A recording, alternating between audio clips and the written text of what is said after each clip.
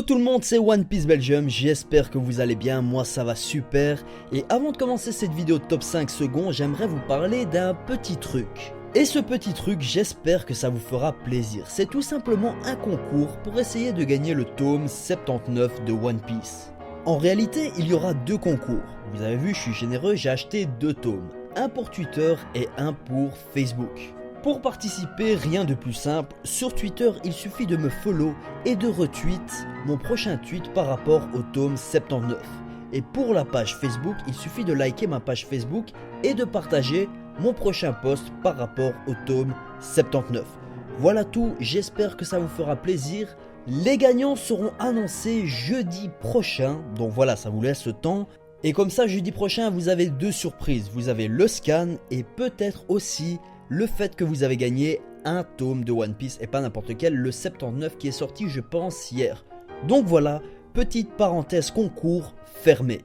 Vidéo top 5 qui sera consacrée au second. Vous savez, tout équipage pirate qui se respecte possède un second qui n'est que sous les ordres de son capitaine. Pendant son absence, c'est lui qui gère l'équipage et qui maintient l'ordre.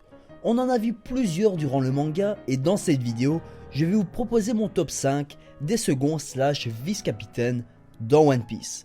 Ah oui, et c'est un top 5 personnel, je vais me baser sur certains faits, par exemple pourquoi celui-là est à cette place-ci et celui-là à cette place-là, mais bon, ne soyez pas trop déçus si vous ne voyez pas par exemple, je ne sais pas, X personnage à cette place-ci. Tout simplement, c'est mon top 5 secondes, voilà.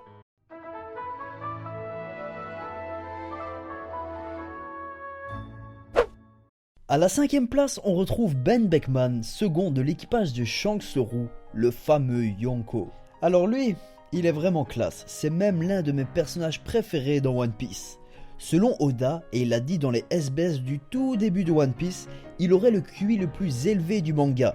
Bon, à l'époque on ne connaissait pas encore Vegapunk, mais ça veut quand même dire qu'il est très intelligent, capacité requise pour être le second d'un Yonko. Ben Beckman se bat avec un long fusil. Je pense que tout le monde se souvient de cette fameuse scène à Marineford où il a pointé Kizaru avec ce fameux fusil.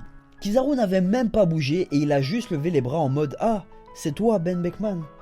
Donc on peut conclure facilement qu'il a le niveau d'un amiral et ça, c'est génial. Par contre, il a pris un sacré coup de vieux entre le début du manga et maintenant. Il n'y a que 12 ans qui se sont écoulés mais il a pas mal vieilli. Je le préfère maintenant moi, pas vous ? Et enfin c'est bizarre, il a vieilli alors que Shanks il a pas pris une ride.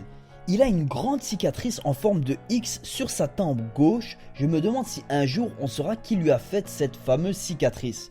Combat avec la marine? Avec des pirates? Je ne sais pas. Il occupe cette 5ème place car bon, on ne connaît pas grand chose sur lui mis à part que c'est le second de Shanks. Oda lui réserve sûrement une place importante pour la suite du manga. Enfin, c'est quand même le second de Shanks quoi. Ah oui, fruit du démon ou pas selon vous? Perso, je ne pense pas car selon moi, l'entièreté de l'équipage de Shanks ne possède pas de fruit du démon, mais bref, ça c'est le thème d'une autre vidéo.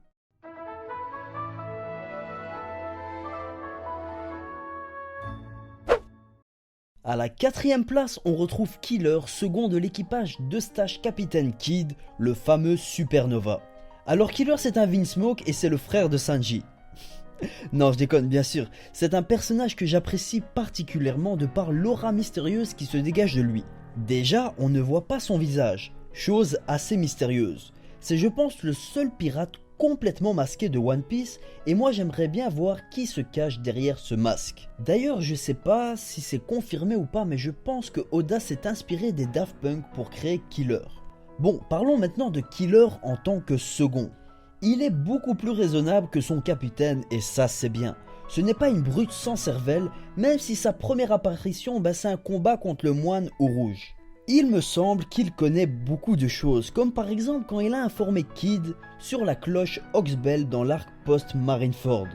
C'est un personnage donc très intelligent car on a bien vu qu'il a compris dans le Nouveau Monde que soit on s'allie entre pirates, c'est ce que son équipage a fait avec Hawkins et Apu, soit on se met sous les ordres de Yonko. C'est d'ailleurs lui qui va raisonner Hawkins et Apu quand ils se battaient. Donc Killer, homme mystérieux, Supernova très intelligent, second de Kidd et en plus il mange à travers son masque. Je suis sûr qu'on va le revoir très bientôt, mais je ne vais pas trop expliquer pourquoi pour ne pas spoiler ceux qui ne sont pas à jour dans les scans.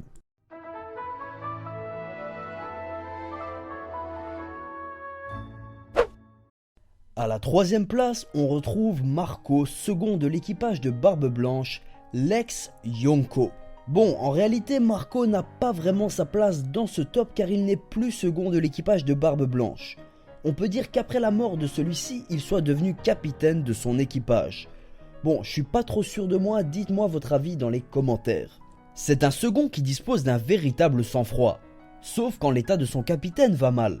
On se rappelle tous de son moment d'inadvertance qui lui a coûté des belles menottes en granit marin par le vice-amiral Onigumo. On l'a vu un peu plus dans l'histoire que Ben Beckman et Killer, donc son analyse en termes de second sera naturellement un peu plus poussée. Si on peut qualifier ce que je fais d'analyse. Quand Marco a vu son capitaine s'être fait poignarder par Squardo, ça a été l'un des seuls qui après cet événement a été l'engueuler. Et ça c'est très important pour un second, pour un vice-capitaine. Marco est le commandant de la première flotte de Barbe Blanche, donc il se doit de faire que son capitaine soit respecté. Et surtout, il respecte toujours les ordres de son capitaine, comme quand Barbe Blanche a demandé de veiller sur Luffy. Et ça, c'est très important. On est un bon second si on respecte son capitaine et si on fait respecter son capitaine et si on respecte les ordres de son capitaine. Ça fait beaucoup de respect. Bon, est-ce que je dois parler de son pouvoir qui est juste trop classe et qui prouve sa puissance en termes de second? Le Zoan mythique du Phénix, rien que ça. Non, Marco c'est un bon second et en plus c'est un personnage très classe qui est fortement aimé par la communauté de One Piece.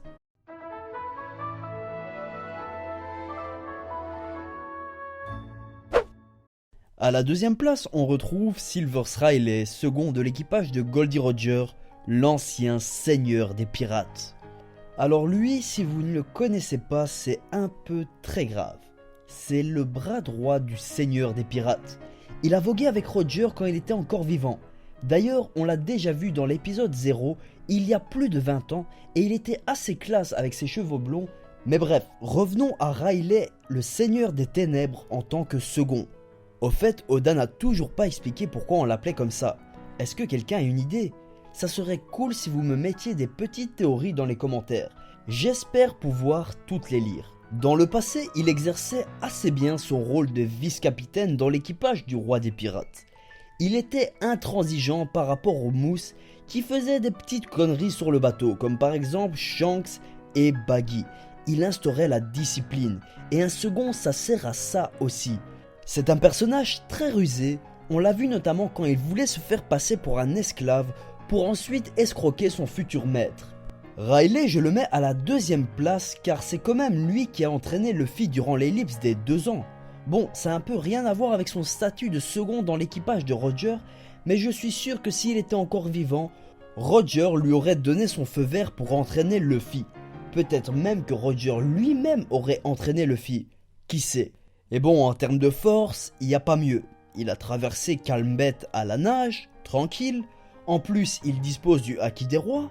Il s'amuse à Shabody avec Kizaru, il a d'ailleurs stoppé net.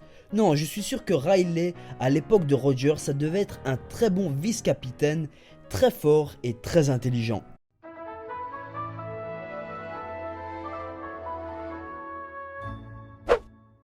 La première place est attribuée à Roronoa Zoro, second de l'équipage des Mugiwara. Zoro est la première personne que Luffy a recrutée pour son équipage. Zoro s'entraîne, et pas qu'un peu, il ne fait que ça.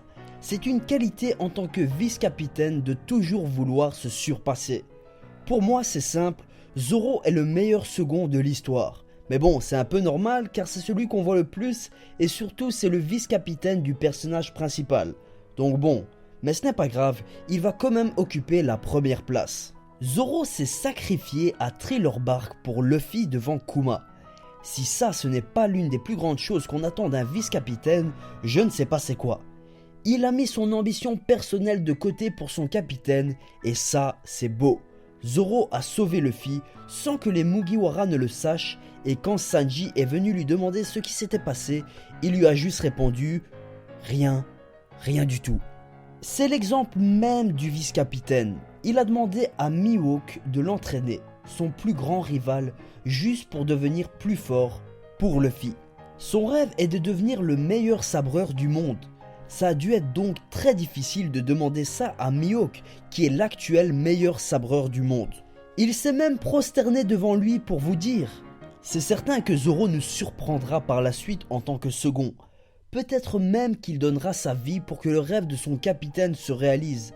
Ça, seul l'avenir nous le dira, mais pour moi c'est clair, Zoro mérite sa place de premier dans mon top 5 des seconds.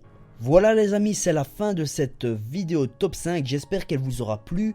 Là pour tout vous dire, je suis en pleine écriture de plusieurs théories, j'espère qu'elles vous plairont, elles sortiront dans le courant des semaines qui suivent.